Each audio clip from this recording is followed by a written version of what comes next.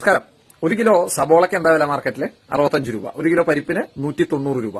എന്നാൽ 25 രൂപയ്ക്ക് സബോളയും 60 രൂപയ്ക്ക് പരിപ്പും ലഭ്യമാക്കുന്ന സബോള വണ്ടി, 25 രൂപ സബോള വണ്ടി NCCFന്റെ നാഷണൽ കൺസ്യൂമർ കോപ്പറേറ്റീവ് ഫെഡറേഷന്റെ കേന്ദ്ര സർക്കാരിന്റെ നേതൃത്വത്തിലുള്ള ആ ഒരു സ്കീമുമായിട്ട് 100 വണ്ടികളാണ് തൃശൂർ ജില്ലയിൽ ഇപ്പോൾ സ്റ്റാർട്ട് ചെയ്തിട്ടുള്ളത്. മേയറും അതുപോലെ നടി അനുസരിക്കുകയാണ് അത് ഫ്ളാഗ് ഓഫ് ചെയ്തത്.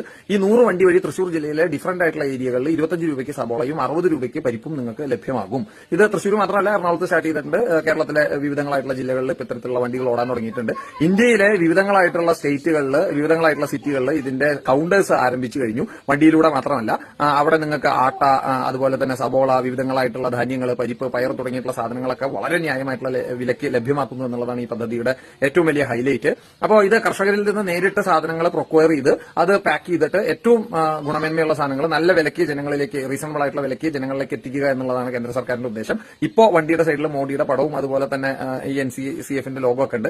കുറച്ച് ദിവസം കഴിയുമ്പോൾ ഈ വണ്ടിക്കാരെയൊക്കെ സ്വാധീനിച്ചിട്ട് അവിടെ ഒരു പിണറായി വിജയന്റെ പടവും ചിലപ്പോൾ കേരള സർക്കാരിന്റെ എംബ്ലൊക്കെ വരാൻ സാധ്യതയുണ്ട്. അപ്പൊ നിങ്ങൾ മനസ്സിലാക്കണം, ഇത് തിരുവനന്തപുരത്ത് നിന്ന് വരുന്നതല്ല, ഡൽഹിയിൽ നിന്ന് വരുന്നതാണെന്നുള്ളത്. അപ്പൊ ഈ കാർഷിക നിയമത്തൊക്കെ എതിർത്ത ആൾക്കാർ ഇതിന് മറുപടി പറയണം. അപ്പോൾ കർഷകരിൽ നിന്ന് നേരിട്ട് പ്രൊക്വയർ ചെയ്തിട്ട് ജനങ്ങളിലേക്ക് ഡയറക്റ്റ് ഇത് കൊടുക്കുമ്പോൾ 25 രൂപയ്ക്ക് കൊടുക്കാൻ പറ്റുന്നുണ്ട്. മനസ്സിലായോ? അപ്പോൾ അതിനെയൊക്കെ എതിർത്ത ആൾക്കാർ ഇപ്പൊ എവിടെ പോയി എന്നുള്ളതും കൂടി ഒന്ന് അറിഞ്ഞാൽ കൊള്ളാം. അപ്പോൾ ജനങ്ങൾക്ക് വളരെ ഉപകാരപ്രദമായിട്ടുള്ള ഈ ഒരു പദ്ധതി ജനങ്ങളിലേക്ക് കൂടുതൽ നമ്മൾ എത്തിക്കണം. ഈ വണ്ടി നിങ്ങളുടെ പരിസരത്ത് എത്തുമ്പോൾ ഇത് യൂട്ടിലൈസ് ചെയ്യണം. താങ്ക്